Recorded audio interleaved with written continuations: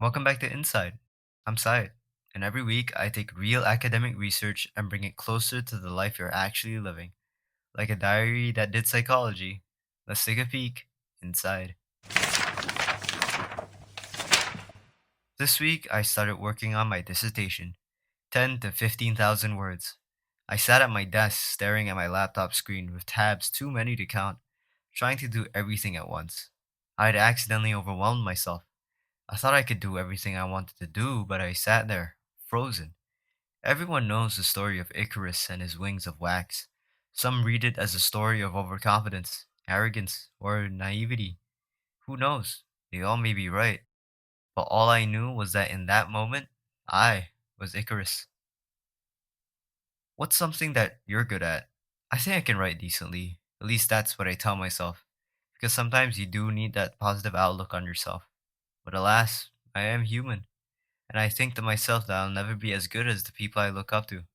Austin Kleon, Brianna Wiest, Bianca Sparacino. I owe my return to the written word to them. I see them so far away. Yet, I forget that they're human too. We eat, drink, sleep, and share the same big cheese in the sky we call the moon. But most importantly, they all started the same way that I did, not knowing a thing.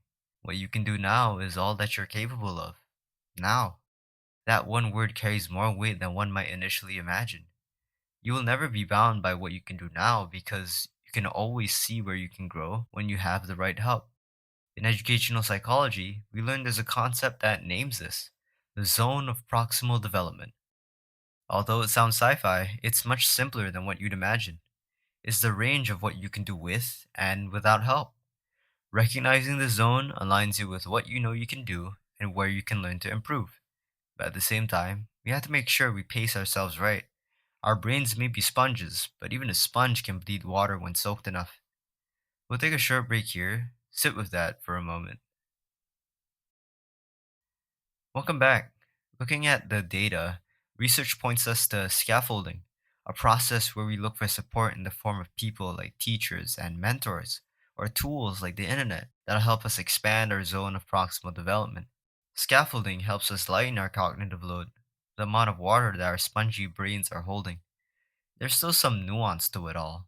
What researchers found was that the best way we can lighten our cognitive load is if we deal with tasks that are complex and with high levels of scaffolding. Like its name, scaffolding gives us more support. So, like a building, we don't have to carry all the weight on our own.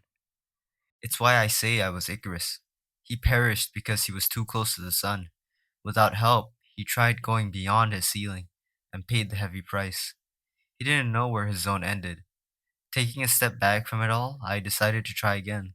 This time doing things step by step, incrementally.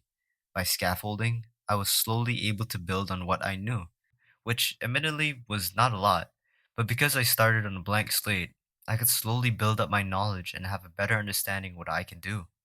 Now, although I'm in the early stages of my dissertation, I'm way better and happier than how I initially began.